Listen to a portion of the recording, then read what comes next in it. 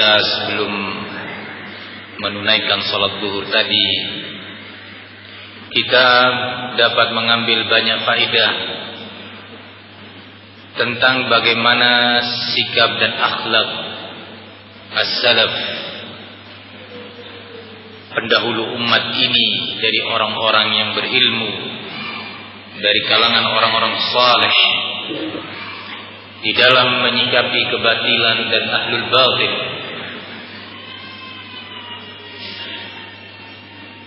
Di antara akhlak yang dituntunkan oleh mereka adalah agar kita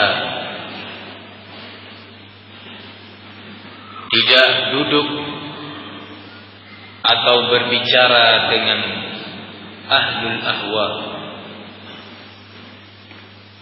ahlul bid'ah dan ahlul batil, baik dari kalangan murji'ah atau khawarij, atau dari kalangan syiah, atau mu'tazilah, qadariyah dan yang lainnya. Kalau di zaman kita ditampakkan bahwa sikap yang baik dan budi pekerti yang baik adalah mau duduk dengan semua pihak,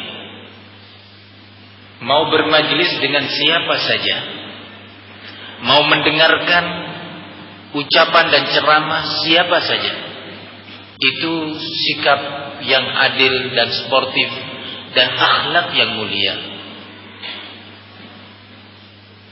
Sementara salafun as-salihun, para pendahulu umat ini yang saleh, mengajarkan kepada kita tidak demikian. Lebih dari itu, Rasulullah SAW sendiri dalam hadis yang sudah kita dengarkan bersama tadi, yang melarang kita untuk mendekat dari orang-orang yang mengusung paham batil, dari orang-orang yang berpaham bid'ah mu'tazilah, yang meyakini bahwa Quran itu makhluk, bukan kalamullah, yang meyakini bahwa Allah tidak memiliki sifat-sifat, atau yang mentakwil sifat-sifat Allah dari kalangan Asy'ariyah, atau dari kalangan khawarij yang mengkafirkan kaum muslimin, dan yang lainnya.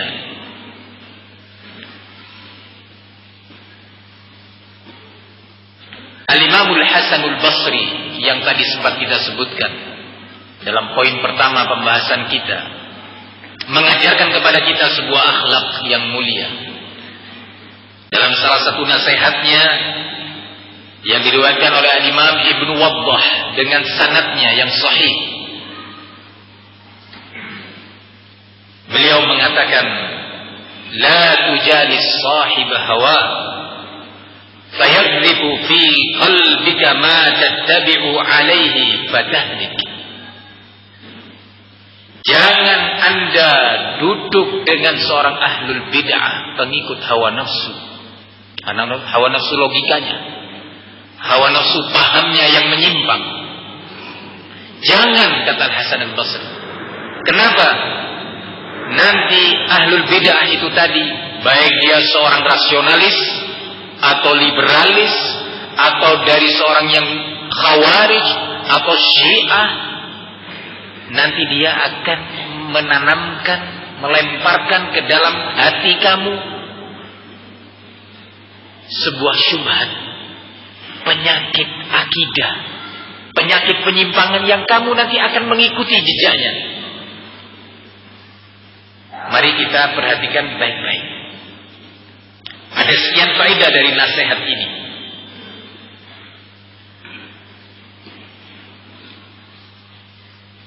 Kata Imam Muhammad bin Sirin, salah satu ulama dari masa tabi'in, mengatakan, la tujalisu ashabal ahwa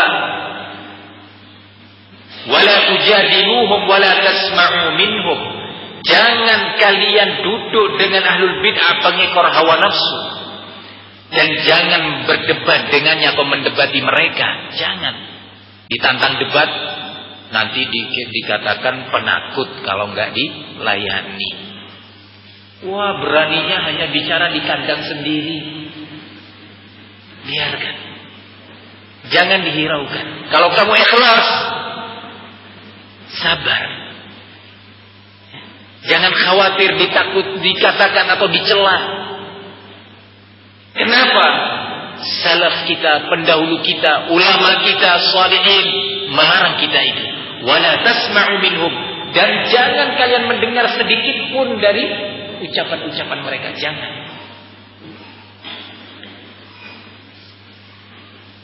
Ikhwani fiddin, azzani Allah wa iyyakum. Disebutkan pula oleh Imam Ibnu Battah dalam kitabnya Al-Ibana Al-Kubra, dan juga Al-Imam Al-Ajurri dalam kitabnya Asy-Syari'ah, dan yang selain keduanya sebuah riwayat nasihat dari seorang ulama di masa tabi'in, Abu Qilabah Abdullah bin Zaid Al-Jarmi. Antum kalau mendengar nama-nama seperti ini, jangan kemudian antum membayangkan mereka itu kayak ustaz-ustaz kayak saya dan yang semisalnya. Jangan. Itu orang-orang soleh, berilmu, keilmuannya itu lengkap, meliputi berbagai disiplin ilmu agama, sehingga dia menggabungkan ilmu yang ini dengan yang itu, merinci yang di sana dengan yang ini, menghubungkan yang ada di disiplin ilmu ini dengan disiplin ilmu yang sana, lengkap perangkatnya. Yang hari-harinya dipenuhi dengan ibadah, zikrullah, akhlak yang mulia. Beliau mengatakan, Abdullah bin Zaid Al-Jarmi rahimahullahu ta'ala, Abu Qilabah, la tujalisu ahlal bid'ah fa inni la amanu an yaghmisukum fi dalalatihim aw yulabbisu alaikum ba'd alladhi ta'rifuna. Jangan kalian bermajlis dengan ahlul bid'ah. Macam-macam majlisnya. Majlis musyawarah, membicarakan sebuah dakwah. Majlis dengan ahlul bid'ah dari dalam sebuah lembaga pendidikan, bergabung dengan Asy'ari, Sufi, Syi'i, Ikhwani, Khawarij di satu lembaga pendidikan, rapat bersama dengan ahlul bid'ah. Atau orang-orang yang mengajar di universitas-universitas sebagai dosen di bidang agama, misalkan, bergabung di sana dengan dosen-dosen lainnya dalam fakultas usuluddin, dalam fakultas syariah, dengan beragam orang. Ini yang satu doktor lulusan Madinah, Masya Allah. Yang sebelahnya dosen atau dekannya doktor lulusan Kanada, yang kagum mungkin kepada Khomeini, barakallahu fikum, kagum kepada tokoh-tokoh liberal di Eropa ataupun di Mesir dan yang semisalnya. Masya Allah. Ini yang Sunni duduk bersama dengan Mu'tazili dalam sebuah lembaga pendidikan. Maka Abu Qilabah Abdullah bin Zaid Al-Jarmi menasehatkan, jangan duduk dengan mereka, jangan bermajlis dengan mereka, karena aku sangat khawatir, tidak merasa aman, mereka itu akan menenggelamkan kamu dalam kesesatan-kesesatan mereka. Aku khawatir. Ya, kalau orang punya iman khawatir. Orang yang mengerti tentang mahalnya iman, tentang bahayanya sebuah ketergelinciran dalam perkara akidah, dia akan khawatir. Tetapi seorang yang gak belajar Islam, gak belajar sunnah, gak belajar Al-Quran, imannya lemah, sehingga dia tidak sayang kepada imannya, tidak takut kepada Allah, untuk jatuh dalam penyimpangan dalam masalah keimanan. Lebih besar dosanya seorang menyimpang dalam bidang keimanan dan akidah, ideologi dan pahamnya, dibandingkan seorang pecandu narkoba. Di sisi Allah lebih besar ini dosanya.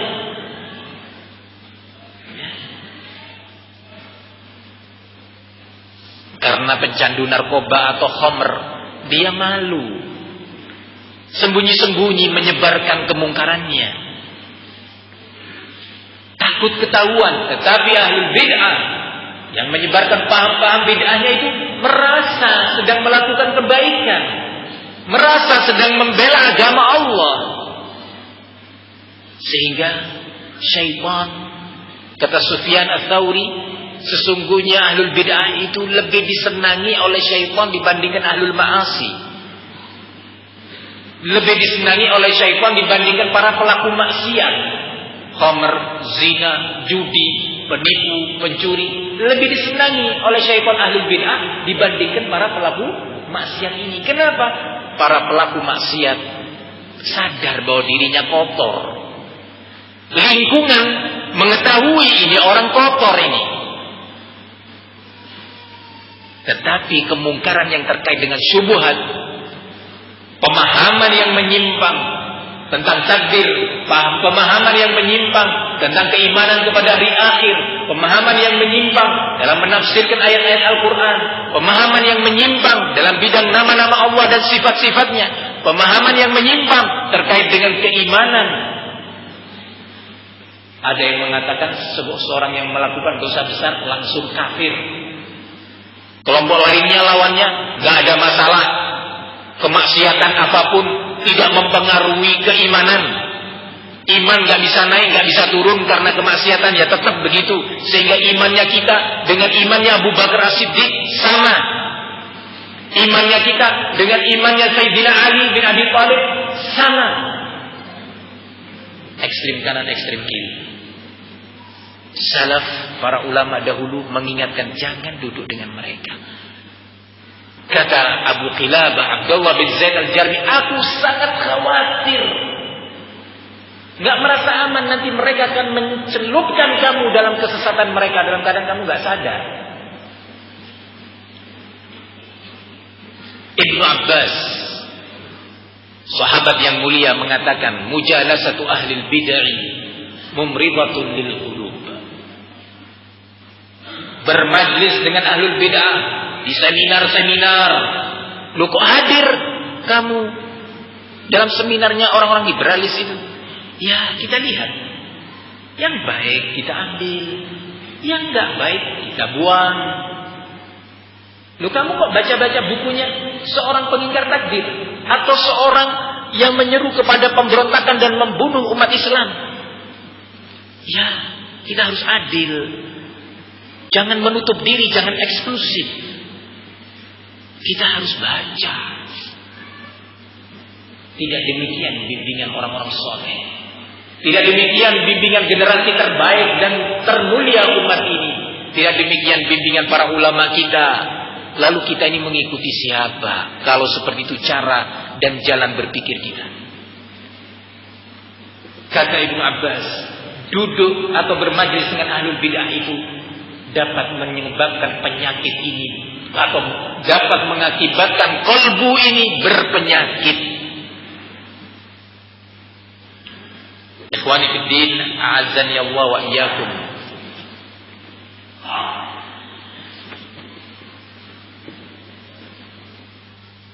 Tadi sudah sempat disebutkan riwayat nasihat dari Al-Imam Ahmad terkait dengan Husain Al-Karabisi, salah satu tokoh rasionalis Mu'tazilah yang sekarang ini jumlahnya lebih banyak. Dan kalau Karabisi masih dikenal dengan ibadah, akhlaknya, karya-karyanya. Kalau orang rasionalis Mu'tazilah sekarang, ibadahnya nggak dikenal ibadah, cara berpakaiannya juga tidak menunjukkan seorang muslim yang sejati. Beda-beda.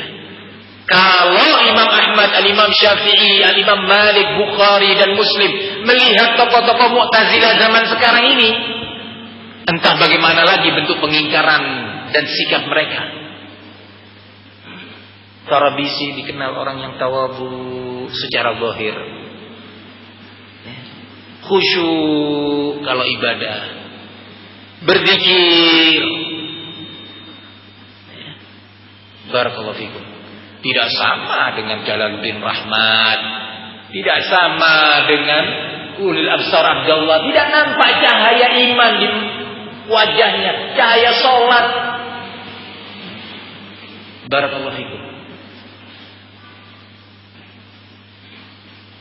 Ikhwani fi din, azani Allah wa iyyakum.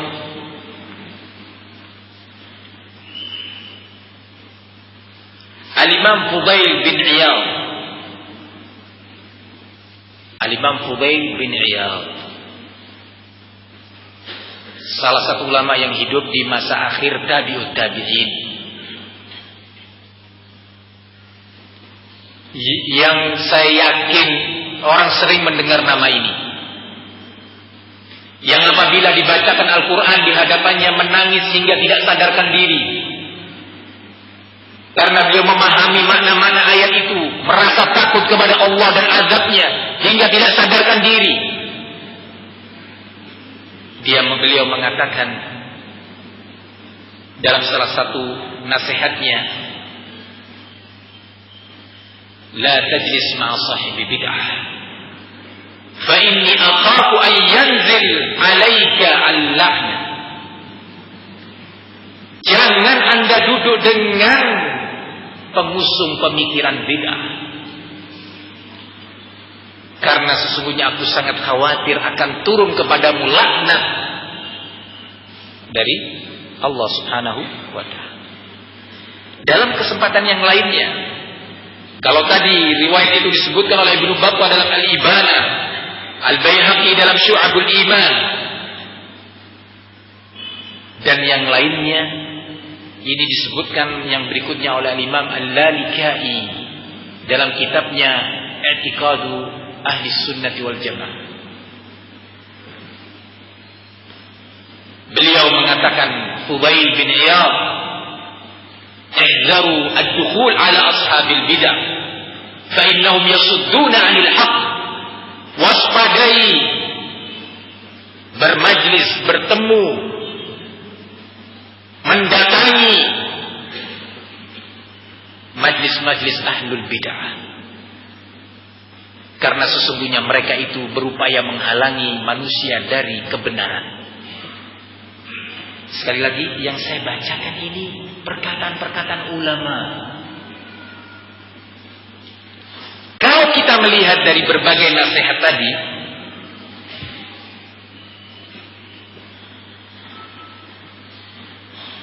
kita mendapatkan beberapa faedah.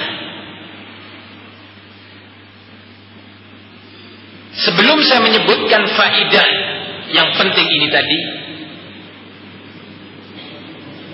penting pula untuk saya bacakan azhar, nasihat, wasiat, bimbingan Al-Imam Fudail bin Iyad, salah seorang pakar hadis yang mulia. Kalau sudah berbicara tentang penjelasan ayat-ayat Al-Quran, beliau ini luar biasa tingkat keluasan keilmuannya. Dalam nasihat berikutnya, yang juga diriwayatkan oleh Imam Al-Lalikai, sengaja saya sebutkan beberapa literatur dan nama-nama penulisnya, agar nama-nama ini terus terngiang-ngiang di telinga kita. Nama-nama besar, orang-orang soleh, agar cara memahami kita dalam Islam, agar cara berislam dan berakidah kita selalu merujuk kepada mereka orang-orang soleh tadi.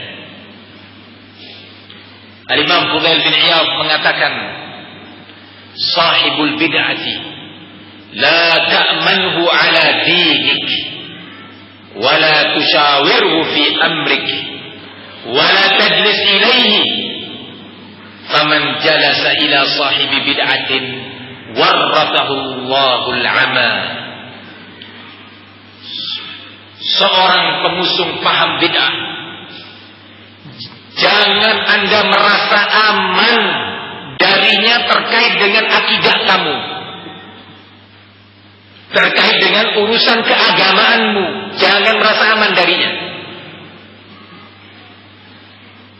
Dan jangan sekali-kali kamu mengajak seorang pengusung bid'ah untuk bermusyawarah dalam urusanmu, apalagi urusan dakwah. satu yayasan yang ini berpaham Khawarij, mendukung gerakan-gerakan teroris, ya, memuji para teroris. Yang satu lagi berpaham tarekat sufi yang mengatakan bahwa Allah berada di mana-mana dan berada di tubuh makhluk-makhluknya.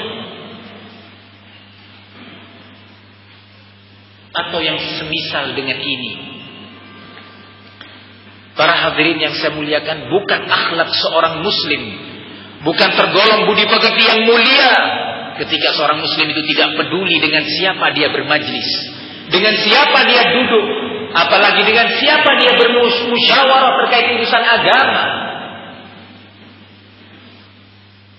Maka Imam Fudail bin Iyad mengingatkan, jangan sekali-kali Anda mengajak mereka bermusyawarah, dan jangan bermajlis dengannya barang siapa yang duduk mendengarkan sahibul bid'ah berbicara, berceramah, menyampaikan akidahnya, didengarkan, diberi kesempatan telinga dia mendengar, maka Allah akan tanamkan di dalam kalbunya kebutaan.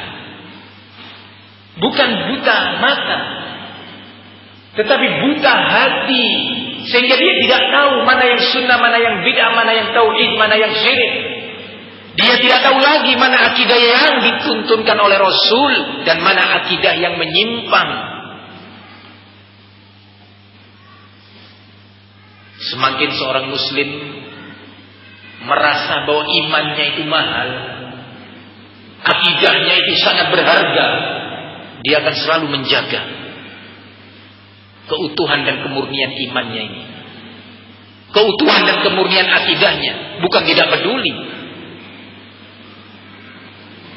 Sangat disayangkan di saat dia berurusan dunia, mau berdagang atau bekerja sama, berpartner dengan seseorang dalam urusan dunia, perusahaan ataupun yang semisalnya, dia mencari orang yang jujur, yang amanah.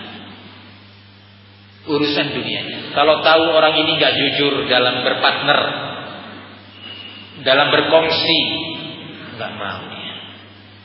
Bahkan kalau ada orang lain temannya mau berkongsi, bekerja sama dengan orang tadi, diingatkan jangan dengan dia. Dalam urusan dunia, ternyata dalam urusan akhirat, urusan iman, urusan akidah dan manhaj, dia tidak peduli. Betapa ruginya dia telah menjual agamanya dengan sesuatu duniawi yang sedikit, menjual keselamatan akidahnya dengan nilai duniawi yang tidak berharga ini. Doktor sudah pulang dari Madinah, mengajar, bermajlis dengan tokoh-tokoh Mu'tazilah di lembaga-lembaga pendidikan mereka dalam rangka mendapatkan gaji bulanan tambahan. Ya subhanallah, tidak ada bentuk rizki yang lainnya. Tidakkah bisa Anda berdagang walaupun kecil dan bersabar, sebagaimana para ulama kita bersabar atas kemiskinan, sebagaimana para sahabat rata-rata dan mayoritas mereka adalah miskin dan fuqara. Para imam kita Syafi'i, Ahmad dan yang lainnya fuqara, bersabar. Ikhwani fid din, azani Allah wa iyyakum.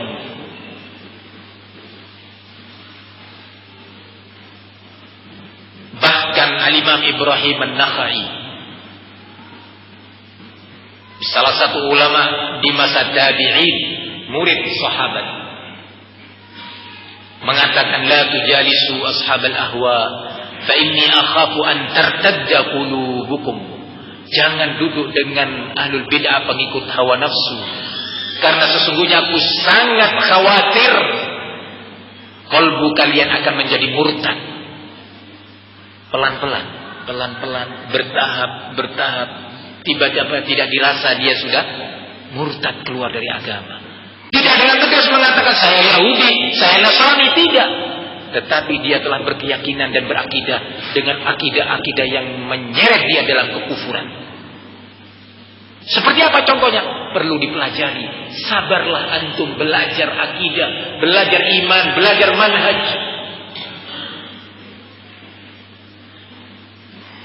Ikhwani fiddin, azza wa iyyakum. Dari beberapa asar yang kita dengarkan tadi, ternyata mayoritas nasihat mereka, mayoritas nasihat salaf, sahabat, tabi'in dan tabi'ut tabi'in tadi, kenapa kita harus menjauhi, memboikot dan meninggalkan ahlul bid'ah? Tujuan utamanya adalah menyelamatkan diri kita. Perhatikan baik-baik. Menyelamatkan akidah kita, iman kita. Ini tujuan utamanya. Tujuan berikutnya baru harapannya kenapa kita menghajar atau memboikot seorang ahlul bid'ah, seorang hizbi dan yang semisalnya agar dia bertaubat. Tujuan yang berikutnya agar umat tidak tertipu. Kalau kita semua meninggalkan seorang ahlul bid'ah, menjauhi majlis-majlisnya, umat bisa mengambil pelajaran bahwa ini orang tidak lurus, ini orang tidak baik. Umat terselamatkan. Tapi sebagian pihak di zaman ini mencoba mengkaburkan permasalahan seperti ini. Dia mungkin berceramah atau menulis, barakallahu fikum, beberapa bimbingan akhlak yang baik dan hikmah di dalam bersikap dan berdakwah, yang ternyata itu jauh dari bimbingan hikmah yang dibimbingkan oleh salafun as-salihin, jauh dari bimbingan hikmah yang dituntunkan oleh para sahabat Rasul sallallahu alaihi wasallam.